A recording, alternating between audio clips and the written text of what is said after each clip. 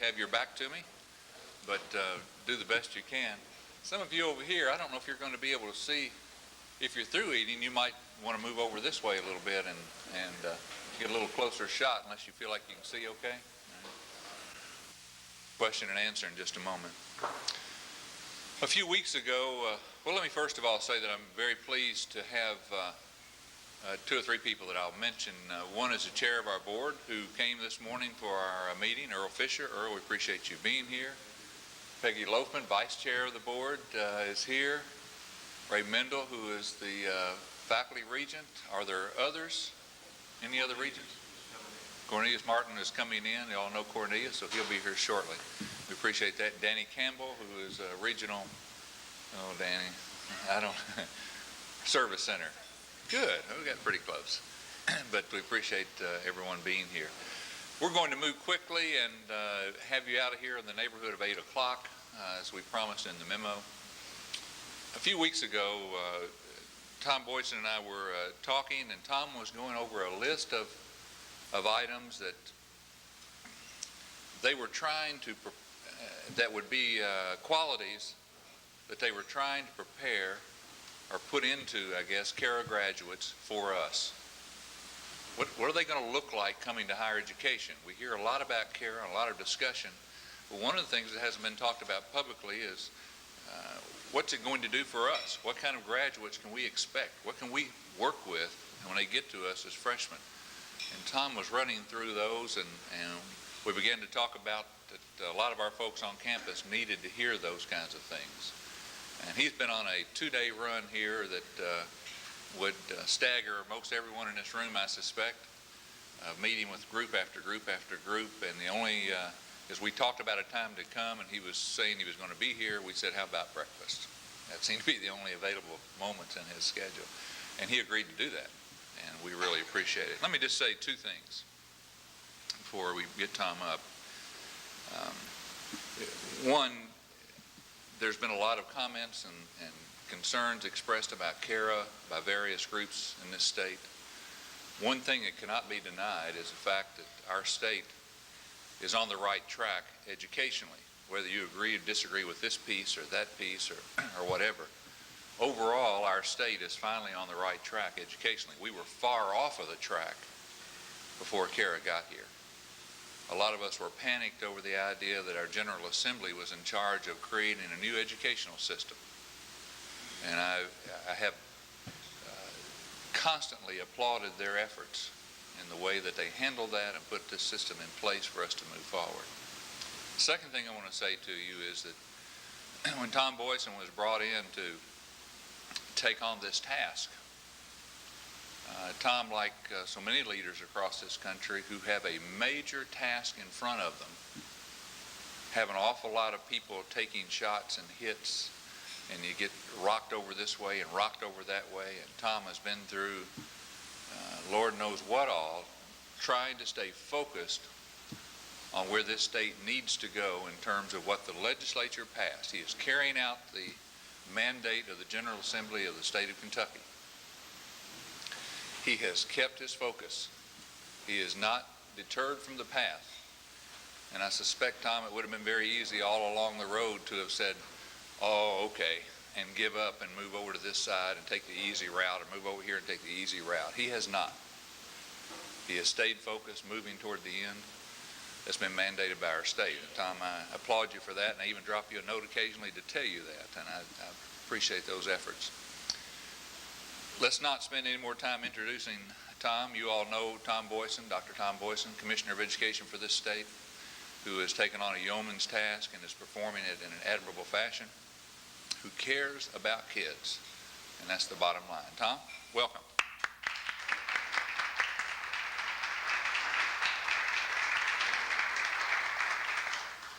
Thank you, President Meredith, and good morning, everybody. It is a great pleasure and an opportunity for me to be with you. I appreciate you assembling so we can have a talk about the Cara graduate as I'm going to address the topic. I'm going to start off with a reading here from Crystal. This is, she's a primary student somewhere in this Bowling Green, Warren County area. This is labeled First Draft, October 4th, 1994. She says a rural area is different from an urban area. How? They are different like this. Urban has a lot of traffic and rural does not have as much. And urban people are stronger than rural people because rural people just sit on their butts and eat bananas. And urban people get up off their butts and work hard. Rural people have a whole bunch of tractors and urban people don't have no tractors. Now, I like that. She doesn't have her facts together yet, but she has a point of view. And for the years just before I came to Kentucky in 1991, I was the San Diego County Superintendent of Schools, and we were working really hard on getting a higher percentage of our high school graduates to pass the University of California Subject A examination. Subject A is writing, and they know that to succeed in college, you have to be able to write. I think we know that to succeed in life, it really helps a lot to be able to write. We had about 60% of the California high school graduates who attended, well, let's start with the 12% of the students who graduate from California high schools are eligible to go to the UC system. And of those, only 60% could meet that Subject A standard. And we had occasion to look at where they were failing. Well, it was interesting to me that they had the Subject A examination around the UC system as it expanded into 8 different campuses for, I mean, almost 80 years before the UC system got uniform in what this examination, what the essay was attempting to do and how it was going to be evaluated and what prompts would be used. I mean, it was that decentralized for that long with that many mixed messages to the K through 12 system. Finally, when it was got together sometime around the mid-'80s and we started looking at what students couldn't do, one of the big things was they couldn't effectively develop a point of view. They would typically be given a 3 or 4 page essay by somebody that is the anthropologist Klukorn, is that how you say his name? Anyway, it would be pretty dense text, and you have to develop a point of view about the prompt, and students could not do that. They could write correctly. They could summarize what was in the essay, but they would not be able effectively to develop a point of view. So I was delighted when Crystal came through here so clearly with her point of view. One of the characteristics of the CARA graduate is going to be a more active learner. When we look at the capacities that children are going to need in their lives, they're going to have to be very, very active in respect to information and ideas and so forth. We also have known forever, and I think in the stories that are told about effective college teachers and high school teachers and so forth, their ability to evoke that kind of active participation is very important. We're trying in a very systematic way to create the institutional conditions that really foster that kind of teaching. So we have now about 40% of the Kentucky youngsters are in the preschool program, about 25,000 students. We only have about 50,000 4-year-olds. About 20,000 of them are from low-income families, and the others are disabled. And they're all having a year of preschool education now. And then they come into a primary program which is very fluid and oriented to continuous progress. There's a Family Resource Youth Service Center program to kind of get their families connected effectively right from the start. There's an extended school services program to help them before and after school on Saturdays in the summer. So they get what I call a delight start. Robert Frost says that a good poem begins in delight and ends in wisdom. And that's really what a good education should do too. So active learning, because it's always been important to us, and the cognitive psychologists of the last 15 years have really pinned it down that the meaning is made, it isn't received. I mean, we can look at the same text and take quite different things away from it. And we need to be sending the message from the very earliest days that the education you get is the education you create. this sort of passive reception which we socialize now several generations of Americans into by the effective use of television is something we have to break through, and I see us doing it. I'm reminded of this story that's told about the Martian who came down and visited American high schools, and she went back and reported that they were places where younger people came to watch older people work. And you know, the lecture system could be described that way. I mean, you've probably had the feeling yourself that you were putting your heart into this lecture, and somehow the lights weren't going on the way that it had seemed to be possible when you were outlining this lecture. So we are really trying to get that message across to youngsters in the lives they lead as very early students in school. So more active learners is one of these characteristics. Another one is more literate. There's a tremendous emphasis on writing, reading, and thinking in this reform. You may know that we have 3 different ways of assessing the 4th, 8th, and 12th graders, and it's their work which gives the School Accountability Index score to the school, and based on that score, certain things happen to the school. They can be rewarded, they can be sanctioned, they can be assisted. But the 3 forms of assessment all involve a lot of writing. The first is open-ended items, which are in reading, writing, math, science, and social studies. There are performance, and the products of that are not multiple choice tests, but answers to questions. Then, and these questions typically involve both basic skills and an application of that skill. Because when we look at the National Assessment of Educational Progress and other indicators, it's really using the information. There's quite a bit of mastery of basic skills in our 17-year-olds who are still in school, but it's their ability to apply these skills. And I'll give you an example in a minute of that. But in any event, we very much emphasize writing in those open-ended exams, in the performance events, which are a series of problems that are posed to students in the school setting by test facilitators who come in from outside and gather the students in, say, the library in groups of about 25, break them up into 3s and 4s, and they get a problem, they have to solve it. It involves a group product and an individual product. One from U.S. history that I've actually used in classrooms, you're given 10 pictures of historically important Americans from Christopher Columbus to John F. Kennedy, and Harriet Tubman is in there, and Geronimo, and John L. Lewis. And I'll tell you right off, I could get about 4 of them. And after I studied them, I could get up to about 6. So it wasn't easy. But then they have to decide which is the most important one, which had the greatest impact on American history, do a little group essay on that, and then individually from the other 9, pick the one that they think had the greatest impact and write a little essay on that. This all happens in an hour, so it moves fast. The third area are the portfolios, the writing portfolios. So we've decided now that Crystal, by the time she's in 4th grade, should be able to write a persuasive essay, that she should be able to convince somebody of something. She also should be able to write a personal narrative, a short story or a poem, a letter to the reviewer about her writing, and a content area piece, say, from social studies or science or math. So we've got the clearest writing standards in the country. For each one of those types of writing, there are 4 levels of performance: novice, apprentice, proficient, and distinguished. So we've moved away from the relative scale of grading. We can still give norm-referenced reports, but we prefer the absolute standard.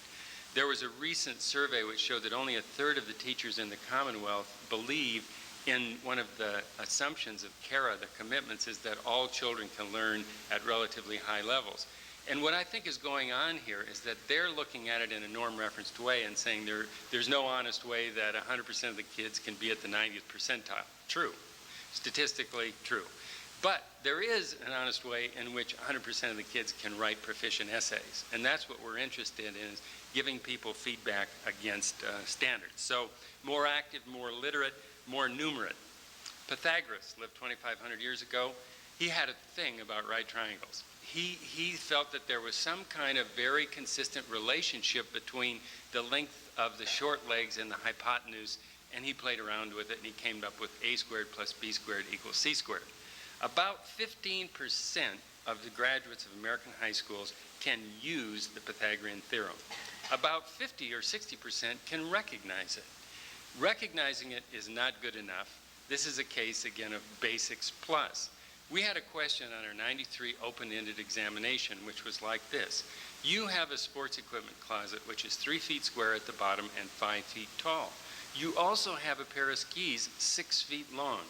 Will the skis fit in the closet? Prove your answer. So when the answers came back in, the test people, they pick out some fairly representative answers at various levels. And the level 1 novice answer went like this. And it's very representative of a problem we have in American education, which is kids know procedures, but they don't know when to use them. So this fellow, I say it's a he.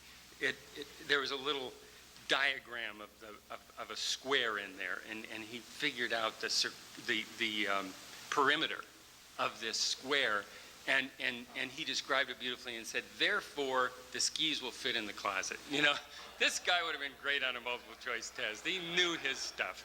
The second one was I call sort of common sense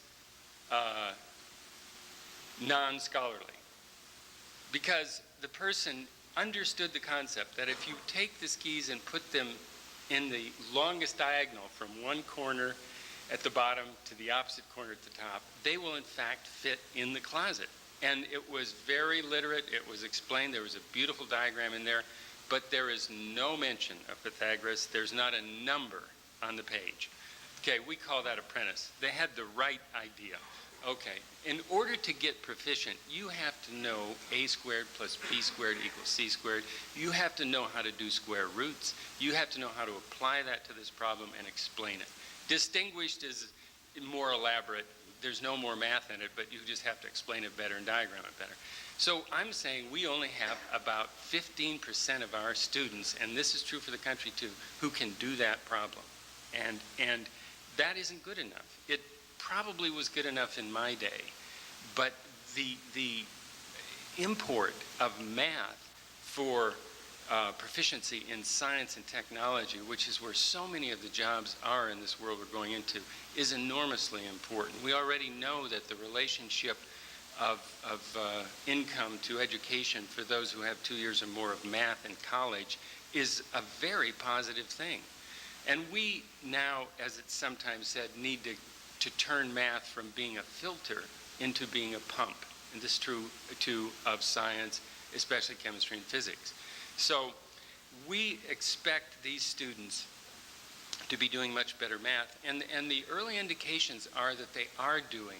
We've had more growth in math than any other area except for reading. And especially it's been very strong at the 4th grade, where children are starting out in the primary program really getting the feel of math and solving real problems from the start. Solving problems is important because it uses the math, but it's also important because that's how you learn the math. That's how it sticks.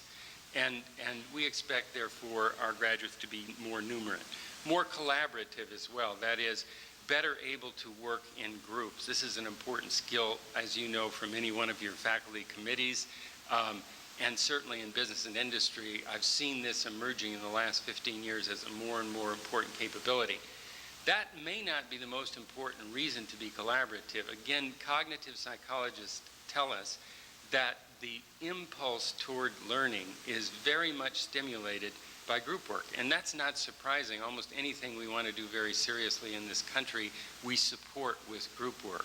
So it's not a trouble-free application. I was talking to some high school students in Bourbon County about it, and I said, well, how it's going? They said, well, it's good, but we get some kind of flaky assignments from our teachers every once in a while, and then we have the leeches. What do you do about the leeches? You know, the kids who just sort of stay in the group and don't produce. Well, we probably need to get some, not that we're going to measure this, but just some more clear-cut expectations out there about the role of people in groups and what you do when you have somebody who's along for the ride, because that's an important skill too. But collaboration, since we have these performance events, it's really had quite an impact. And there was one that was just so dear. I was in a middle school in Frankfurt, and the first year, and the problem was a social studies problem of map reading, and each of the 4 children in the group was given, these are 8th graders, a road map of Kentucky, and they have an hour to plan a trip for a family of 4 from Paducah to Jenny Wiley State Park and back. Now, if you're from Frankfurt or like me from out of state, finding Jenny Wiley State Park near Prestonsburg is not a slam dunk. You have to really get on that.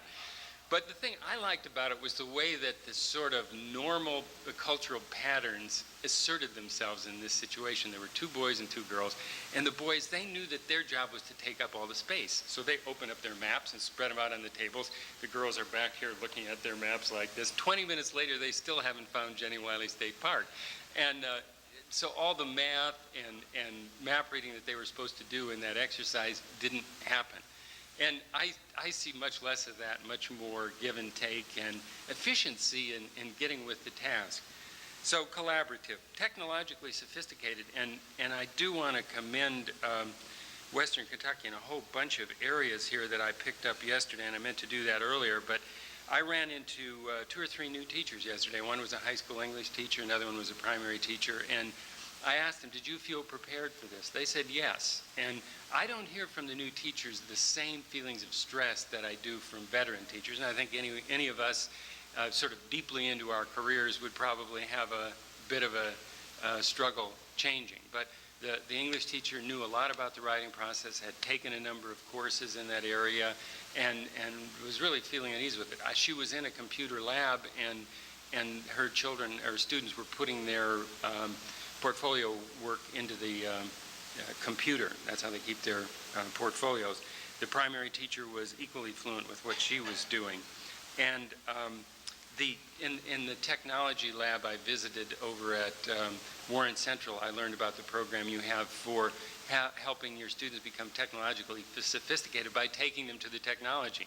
I'm aware that we have some similar resource issues, and one of yours is how do you meet the requirements for technology that these students, whether they're education majors or not, are going to have to deal with in the world that they're coming into? Because I truly believe that this is a time of revelation, a revolution, probably revelation too, in information processing, and that it's a little bit like when the Gutenberg movable type breakthrough came, only this one is going to move a lot faster because it's electronic and so iterative and competitive. And to use that resource, I really commend you for doing, and it is going to be important for teachers coming into the schools to have that sophistication. So these students are going to be technologically sophisticated. They're going to know how to use computers, how to access databases, how to communicate electronically in the spreadsheets and the graphics and all of that as they come to you. And I think that will, see, my theory is that computers are going to have about the exact opposite impact of television, which is such a passive medium. And computers can be such an interactive medium. And I look forward to the day in the not too distant future. Within 2 years, by June of 1996, we're going to have the capability of having we'll have our district administrative system fully built out, so there will be a network from every school in the Commonwealth to the best information resources in the world. And children will be using this, and in some places they'll be using it from home via modems and telecommunications connections. So I feel that we might be able to take back some part of the night from television that we've had such a difficult time with over these years. Oh yeah, I want to mention a couple of other things here. There's the much more result-oriented. I was in a class yesterday, and the 7th grade teacher in this class was going over with the students the performance standards for writing in the 8th grade. And these students were learning to evaluate their own work and other students' work against these performance standards. So the idea of kind of covering the content in a warm and well-intentioned way is not going to be enough anymore, that we are trying to get these active learners to focus themselves on the results and to take the steps that they need to take to get there. Result-oriented. And finally, very integrative across disciplines. We're still grateful for Roger Pankratz, and I should say I still connect him with Western Kentucky University and all the wonderful things that he did here and is now doing with Kentucky Institute of Education Research. Roger and I, one time early in my tenure here in Kentucky, were looking at the goals for CARA and the way that they'd been amplified by the Council on School Performance Standards. And there are 6 goals. Basic math communication skills is 1. Core concepts in academic areas is 2. Personal self-sufficiency is 3. Responsible group membership is 4. Number 5 is problem solving and applications. And number 6 is integration of knowledge and the creation of new knowledge. And we have thought about this happening sort of after you were educated. But we feel now that integrating knowledge, in fact, for a primary student, it's absolutely natural to integrate knowledge. And we have to train them into not integrating knowledge. And it's hard work, and ultimately I think maybe not so productive. So I think students are going to come to you with the expectation that they will have the opportunity and the challenge of integrating what they're learning in this history course or that biology course. And the best minds in the world are doing that, and we have thought that you sort of have to go through a tunnel in order to get to this broader vista. I'm not sure that's the most efficient way to learn. Higher education, the things that I see helping a lot are all of the discussion, dialogue, and action that's going on around acknowledging the testing system for purposes of an additional admissions, an additional determinant of admissions placement in scholarships. That sends the message to high schools that this is important. Within the next 6 months, there will be very solid research reported independently, not from the department, on the technical validity and reliability, which I think is going to be very, very high. Our experts are as big as their experts, and they've been looking over our shoulder from the beginning. So I think you have every reason to rely upon it. If you consider the portfolio, for example, it has much more uniformity of standard than most grades that you get, because grades from teacher to teacher vary greatly and from school to school. But we have this very strong system of communicating expectations and then auditing results for the portfolios.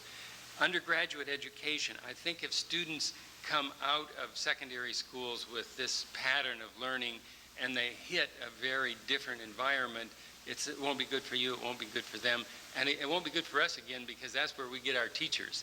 So if they have to get untrained for 2 years, then come over to the College of Education, it's going to represent an efficiency.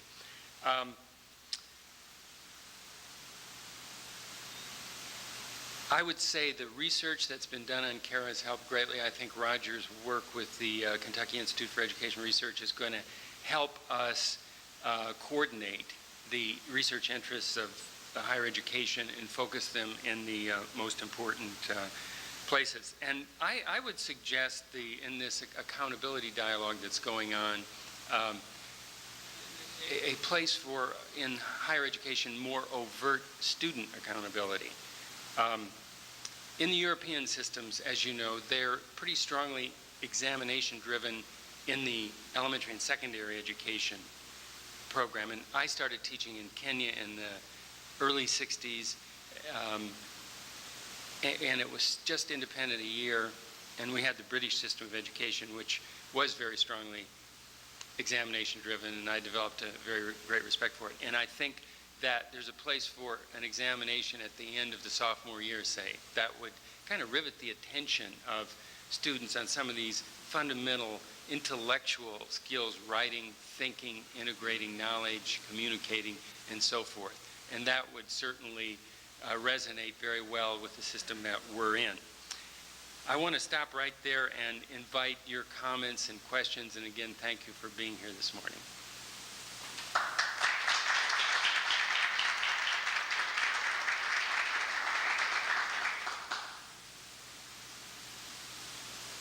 Tom. Timetable-wise, we're getting some kids now that have been in CARA for 3 or 4 years. These kids haven't had the full impact, obviously, of CARA. What kind of time frame do you see before we're going to start seeing a market difference? Yeah, I wish you were seeing it now, and I would be very interested in any information you want to give me about that, whether it confirms or doesn't this picture that I've laid out here. We've now had 3 classes who had to do portfolios. The class of '92, it was so early in the process that their teachers hadn't received much training, but I would hope that that you're seeing the better writers right now, students who are more reflective on the kind of writing they do. I mean, I just remember what a rude jolt it was for me to go from high school to college, and it reminded me of that story that the writing was easy. You just stared at the blank page until beads of blood formed on your forehead. That I've personally been through that several times, and so we hope kids are getting more fluent. And what I see high schools now doing, take the Walton Verona High School was featured in a Lexington Herald article after the results came out in late October, because they were late September, the results came out. Walton Verona had the highest gain in the state, and the thing that their teachers had done is all of them in the school had been trained to actually rate the portfolios, to score portfolios.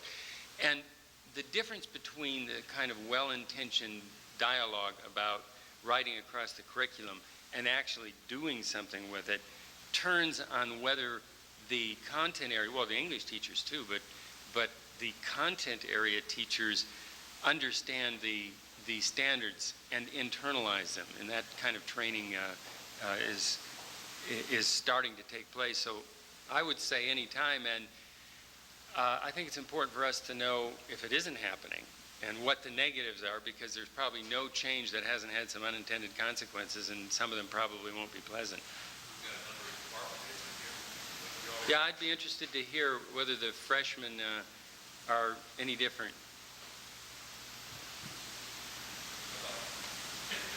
Yes, ma'am.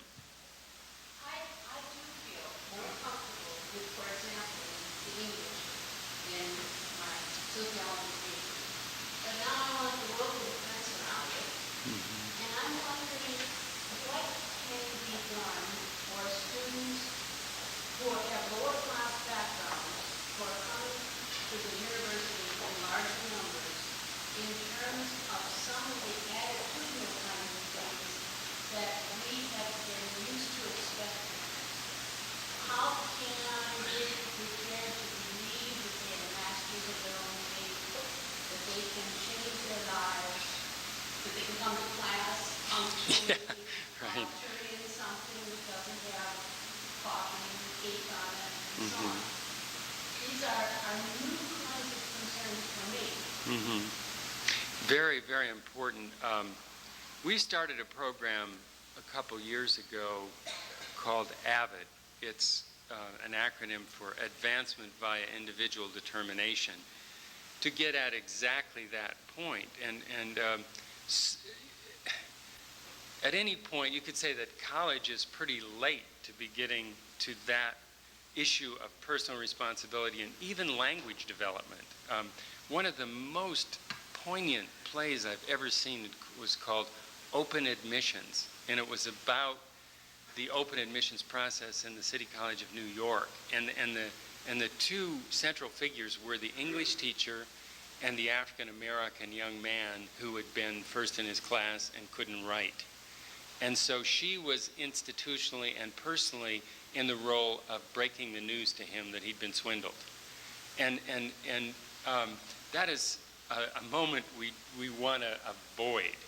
So the AVID program goes after it this way. It picks up in 9th grade students, and about 2/3 to 3/4 of them in Kentucky are minority, who have the potential of attending four-year colleges out of high school, but who are not on that trajectory. They're probably not taking the courses they need to meet the pre-college curriculum. They don't have the homework habits. They don't have the vision of themselves doing that. And it basically happens in one period of the day. Typically it's an English teacher, it's another English class, it's a writing to think class, it's a group guidance class, it's a tutoring class, higher education students of similar ethnic background come to the school during that period or after school to tutor. Now, I was very involved in this program when I was in San Diego because we have a lot of that issue out there with the ethnic minorities and lower SES students. And what I noticed, and I didn't start this thing, I just happened to see it working there and helped it grow.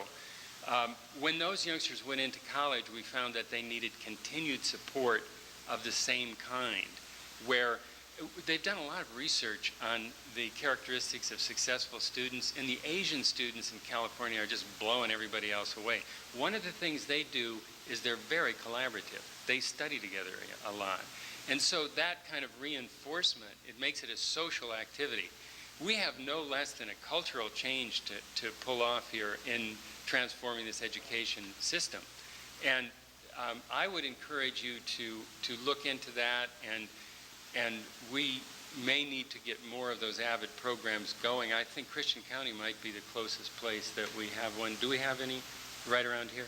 But that would be, I would think that Bowling Green High School would be an outstanding place to have one, and perhaps there are other places around. But I think it's going to take that type of very intensive group process, and they have to hear some of these messages from their role models who are of the same ethnicity. Yes, sir. One of the issues that we're wrestling with here is the question of access versus quality, and considering the raising the admission standards of the university. I wonder what views that you have on that, both in terms of advisability for us, and also what kind of message, if any, that sends to public schools. I tend to be sympathetic with raising standards. And the evidence out of the 80s, there was a fear that if standards were raised, we'd have more minority dropouts. It didn't happen. And I think in raising standards, you might want to think about two things. One of them would be the performance standards that students have to meet in order to get in, whether they need to have a proficient portfolio, for example. I was meeting with the faculty at Bowling Green High School yesterday, and I said, I think the number one problem in American high schools, far and away the biggest problem, is student motivation. If students were motivated, the system that you're using right now would be working for more of them. I figure it's working for about 15% of the kids. And now, that doesn't make the problem easy, it just kind of locates it.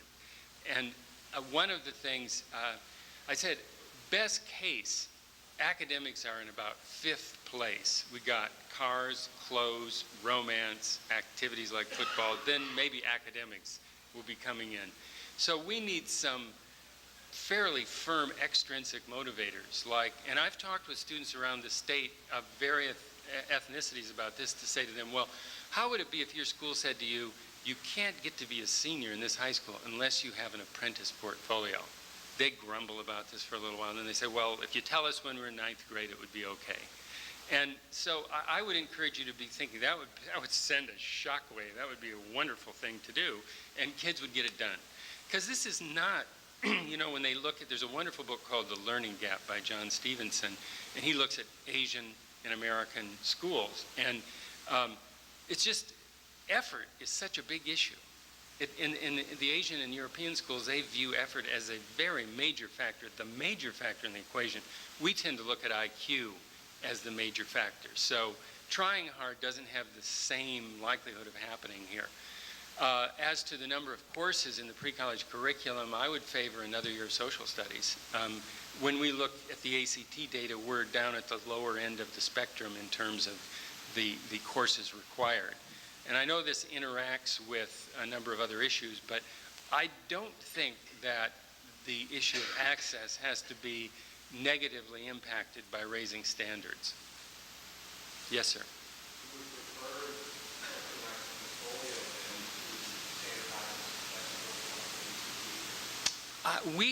I think they're both important. Like, our test is a standardized test, the Curious Open-Ended Assessment, and the portfolio is too, in the sense that the procedures are uniform and the standards of technical reliability and validity are at the same level as ACT, SAT, CTBS. And we do a correlation study every year with ACT, and we look at how students did on ACT and how they do on QRIS. There's one going on right now, I think, at the University of Kentucky, which is looking at the predictive value of QRIS. QRIS is our testing program, Kentucky Instructional Results Information System. So I would say let's keep them all. And I don't see any reason to throw out ACT, and I would just add another consideration. I want to thank you very much for your time this morning and all the wonderful things you're doing for young people in Kentucky and not so young people in Kentucky. Thanks.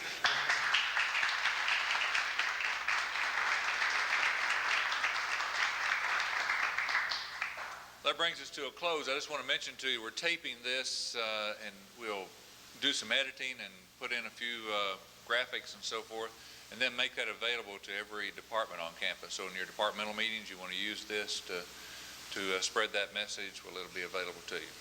Thank you all for coming.